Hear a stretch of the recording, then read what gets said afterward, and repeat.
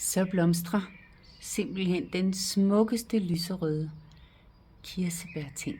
Den har fulgt mig i mange år, og den passer sig selv om vinteren, og så springer den ud om sommeren. Den bliver ikke meget større, men jeg er jo taknemmelig. Jeg er meget taknemmelig for, at den vil følges med mig. Den står i en potte, og ja, taknemmelig er det, jeg tænker over i dag. Jeg er taknemmelig. Jeg er taknemmelig over de chancer, jeg får. Og jeg prøver at lade være at tænke på de chancer, jeg har fået, som jeg ikke har taget. Fordi jeg ikke turde, eller fordi jeg mente, det var forkert tidspunkt, eller ja, hvad var grunden, mon? Og det ved jeg ikke, om du kender det med at have fået chancer, som du ikke turde tage, eller i hvert fald valgte at lade være at gå ind i.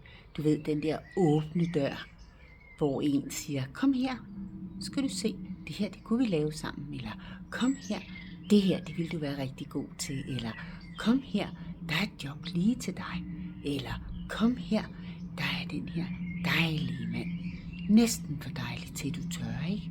Ja. Så det er det, jeg tænker i dag, det er, at jeg er taknemmelig for, at jeg har lært at være glad og taknemmelig en dag ad gangen.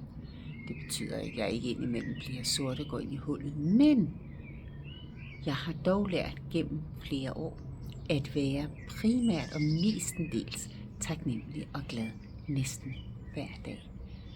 Hvad med dig? Hvordan har du det med det?